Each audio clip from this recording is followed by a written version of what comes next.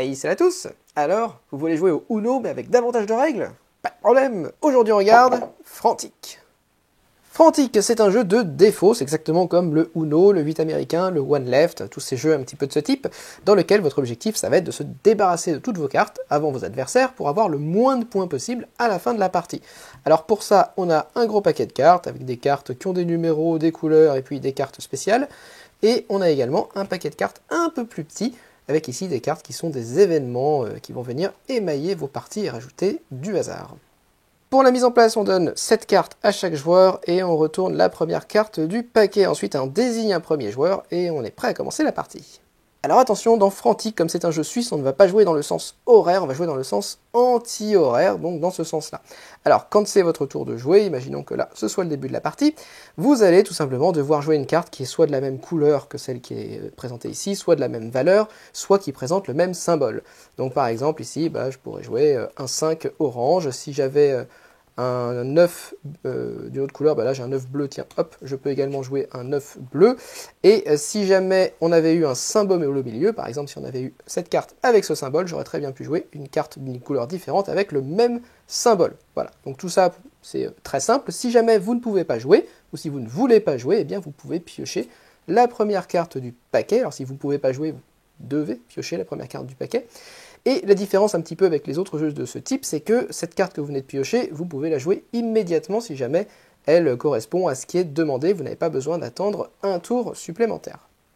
Alors dans Frantic, vous avez différents types de cartes. D'abord, vous avez les cartes de base qui sont numérotées de 1 jusqu'à 9 dans 5 couleurs différentes, puisque vous avez aussi la couleur noire. Alors, le noir, c'est un petit peu particulier, parce que vous ne pouvez pas jouer du noir sur un autre noir. Vous pouvez jouer du noir uniquement sur une valeur qui correspond à celle de la carte noire. Donc là, il y a un 9, donc j'ai le droit de jouer un 9 noir dessus. Et là, qu'est-ce qui se passe quand je joue une carte noire? Eh bien, c'est à ça que sert le petit paquet d'événements. On va piocher la première carte de ce paquet d'événements et on va résoudre l'événement. Donc là, c'est voyance. Alors voyance, qu'est-ce que c'est? Hop, je vais voir dans mon petit livret de règles. Voyance, tous les joueurs posent devant eux leur carte, face visible. La partie reprend quand tout le monde est d'accord. Voilà. Bon, c'est super marrant, hein? Alors, les gens, vous ferez résolver les événements et ensuite la partie reprend de manière classique. En général, les événements, c'est souvent aller échanger votre jeu avec vos voisins de droite, voilà, des petites choses comme ça. En plus de ça, dans chaque couleur, on a 4 cartes avec des effets spéciaux. Donc on a la carte encore une lorsque vous la jouez. Alors là, il faudrait que je la joue sur une carte verte ou sur une carte encore une, bien sûr. Vous pouvez jouer immédiatement une autre carte par-dessus. Attention, c'est pas comme au Uno où ça fait piocher les autres. La carte cadeau, vous pouvez donner 2 cartes de votre main à un autre joueur. La carte vive le changement, où là, vous pouvez donner 2 cartes de votre main à un autre joueur, mais vous piochez aussi 2 cartes chez lui. Et enfin, la carte pause qui vous permet de faire sauter le tour du joueur de votre choix. En plus de ces cartes qui sont monocolores, on a des cartes multicolores. Alors ces cartes multicolores sont très pratiques parce que vous pouvez les jouer sur n'importe quoi, quelle que soit la couleur ou quel que soit le numéro de la carte qui est juste avant, vous pouvez toujours les jouer. Ces cartes ont un effet qui est d'abord optionnel, qui est en général un effet bénéfique pour vous, et ensuite il y a un effet qui est obligatoire, c'est qu'une fois que vous les avez joués, vous devez demander soit une couleur, soit une valeur. Donc par exemple la carte fait un vœu, qui vous permet, alors elle c'est la plus simple, elle vous permet juste de demander une couleur ou de demander une valeur. Par exemple, je veux que les autres jouent du vert, ou alors qu'ils jouent un 4. Donc ça peut être très pénible si la personne n'a pas de 4, par exemple. La carte 4 chances, elle vous permet de faire piocher jusqu'à 4 cartes à des joueurs adverses. Et là, vous les répartissez comme vous voulez. Donc ça peut être un joueur qui pioche 4 cartes, ou 4 joueurs qui piochent chacun une carte. Et ensuite, c'est comme la carte fait un vœu, vous pouvez choisir un chiffre ou choisir une couleur qui doit être jouée ensuite par les autres joueurs. La carte égalité, qui permet à un joueur de piocher jusqu'à avoir autant de cartes que vous en avez. Et ensuite, vous pouvez choisir, alors là, non pas une valeur, mais vous pouvez choisir une couleur. Contre-attaque, qui vous permet évidemment, quand vous êtes attaqué ou que quelqu'un vous envoie quelque chose dans la figure, eh bien, de lui renvoyer son attaque. Et ensuite, vous choisissez une couleur. Et la carte bien essayée, eh bien, c'est lorsque quelqu'un a réussi enfin à se défausser de toutes ses cartes, eh bien, vous pouvez jouer la carte bien essayée. Et à ce moment-là, il doit piocher encore 3 cartes. Et donc finalement, il n'a pas réussi à se débarrasser de toutes ses cartes. Et bien sûr, la carte qui fait toute la valeur ajoutée du jeu, c'est cette carte-là que je ne nommerai pas, qui est une carte morte dans votre jeu, en fait, qui sert absolument à rien. Le problème, c'est qu'à la fin de la manche, elle va valoir 42 points si vous vous en êtes pas débarrassé. Donc vous voulez vous en débarrasser, et pour ça, vous pouvez le faire uniquement si vous avez 10 cartes en main, et très exactement 10 cartes en main en comptant cette carte, à ce moment-là vous pouvez la jouer. Ou si jamais vous avez un événement qui vous fait échanger votre jeu avec un autre joueur, ou si un autre joueur joue un Vive le changement et vient piocher cette carte au hasard dans votre main. Mais vous ne pouvez pas la donner volontairement à quelqu'un, vous êtes obligé de la garder jusqu'à ce que soit on vous la prenne, soit il y a un événement qui vous permette de vous en débarrasser, ou alors soit que vous ayez 10 cartes. Une fois que quelqu'un a réussi à se débarrasser de toutes ces cartes, les joueurs vont compter, enfin, les joueurs qui n'ont pas réussi à se débarrasser eux de leurs cartes, vont compter combien de points ils ont encore en main. Alors les points c'est facile, chaque carte vaut autant de points que sa valeur faciale, donc les 6 ça vaut 6 points, les 3 ça vaut 3 points. Les cartes spéciales ça vaut 7 points, et cette carte là dont je viens de parler, je vous l'ai dit, elle vaut 42 points, donc c'est pour ça qu'on n'en veut pas. Si jamais à la fin de la manche, un des joueurs a atteint le nombre de points qui déclenche la fin de partie, on arrête la partie et celui qui a le moins de points à ce moment-là remporte le jeu, et sinon on enchaîne sur une nouvelle manche, malheureusement on est puni. Alors combien de points on doit avoir pour terminer les parties? Alors là vous avez un truc très bizarre dans la règle, alors ça doit être de l'humour j'imagine. Pour les parties courtes, moyennes ou longues en fonction du nombre de joueurs, vous avez un nombre de points à obtenir. Donc par exemple pour une partie courte de 2 à 4 joueurs c'est 137 points, pourquoi 137 je ne sais pas, ou de 5 à 8 joueurs c'est 113 points. Une partie longue de 2 à 4 joueurs, c'est 179 points. Une partie longue de 5 à 8 joueurs, c'est 154 points pour mettre fin à la partie. Voilà, on ne sait pas pourquoi, mais c'est pas grave. Boum! Et c'est tout pour Frantic.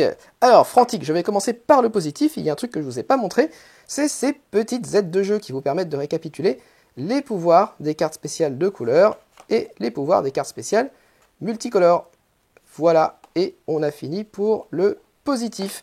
On arrive maintenant tout à fait au négatif. Alors le négatif, franchement, il y a un problème. Alors je ne sais pas qui a conçu graphiquement ce jeu, mais entre un 9, un 7, un 4, un 8, alors je ne sais pas si vous voyez une différence flagrante, mais le jeu est juste illisible en fait. Je ne comprends pas ces choix graphiques. C'est vraiment pénible. Alors c'est pas si embêtant que ça parce qu'on arrive quand même à voir les numéros, mais il faut rester concentré. Si vous êtes un petit peu déconcentré, vous risquez de vous tromper sur les différents chiffres. Ils ne sont pas repérables vraiment visuellement. Ensuite, le jeu, c'est vraiment... Alors même si vous aimez le Uno, je ne suis pas sûr que vous aimiez ce jeu, parce que ce jeu-là, c'est un petit peu le Uno avec plein de petites règles pour dire « Eh, vous avez vu, on est différent du Uno quand même ». Par exemple, le fait que ce soit un jeu... Alors dire que c'est un jeu suisse et que du coup on joue dans le sens anti-horaire, pourquoi pas, enfin ça apporte rien du tout, c'est juste déstabilisant et pénible pour les joueurs, on va juste se tromper, donc ça change rien à la partie en plus de pouvoir jouer dans le sens des aiguilles d'une montre. Donc rien que ça, c'est pas très intéressant. Après, vous avez aussi l'histoire de « Ah, on peut piocher, et la carte qu'on a piochée, on peut la jouer immédiatement si c'est possible ». Ça aussi, en général, dans les jeux, on pioche et on garde en main. Donc c'est juste un micro-détail pour dire « Ah, vous avez vu, c'est différent ». Et d'ailleurs, dans la règle, c'est présenté un peu comme ça. C'est dit « Attention, vous avez l'habitude de ça ». Alors, c'est pas dit exactement comme ça, mais en gros, c'est présenté « Attention, cette règle-là est importante parce qu'on sait que vous allez pas le faire parce que dans les jeux habituels auxquels vous jouez, c'est pas comme ça ». Donc c'est vraiment un petit élément pour dire « Allez, on se distingue ». Pareil, ces événements-là, alors, ces événements, ils seraient au moins... Alors, les illustrations sont sympas, des événements. Ça, il faut le dire. C'est bon pour production. Enfin, voilà. C'est assez rigolo, mais c'est quand même pénible à chaque fois qu'on tire un événement de devoir aller rechercher dans cette petite règle des événements ici. Ils auraient juste pu indiquer dessus ce que c'était, et puis ces événements, en fait, n'apportent strictement rien. C'est juste du chaos qui est rajouté sur du chaos. Enfin, ce type de jeu, c'est déjà très chaotique. Donc, ce qui est intéressant... par exemple, dans les variantes du Uno, on introduit des éléments de rapidité, du coup ça mobilise un peu l'attention des joueurs, et le jeu se tord un petit peu pour devenir un jeu qui n'est plus tellement de hasard, mais un jeu qui est limite de la dextérité. Quand il faut jouer, vous pouvez jouer pendant le tour des autres une carte d'une certaine valeur sur une carte qui vient d'être jouée. Là, vraiment, il y a que du hasard, et ces événements-là qui rajoutent du hasard sur du hasard.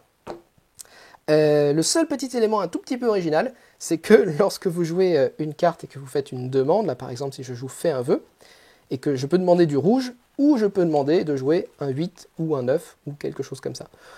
Alors c'est le seul élément un peu qui sort un peu du lot, mais finalement, moi j'en sais rien de ce qu'ont les autres, si ça se trouve. Enfin, il y a autant de probabilités que les gens aient un 1 que un 9, donc finalement c'est pas très intéressant, mais voilà, c'est une toute petite variation sur le thème.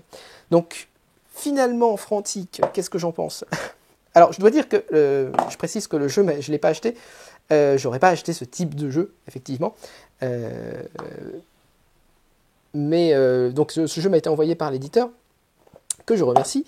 Bon, je suis quand même pas hyper emballé par le produit.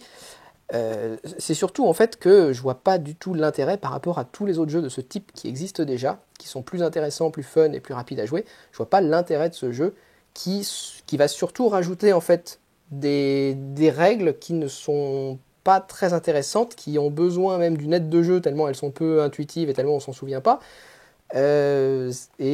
C'est pas du tout intéressant d'avoir un jeu de ce type ne devrait pas avoir besoin d'avoir un guide de référence et une aide de jeu pour chaque personne, juste pour poser les cartes et voir ce qui se passe. Il y a un aspect stratégique qui est hyper limité. Voilà, donc je suis très peiné, mais je trouve rien à sauver dans le jeu. Mais peut-être que cette présentation vous a donné envie d'en faire une partie.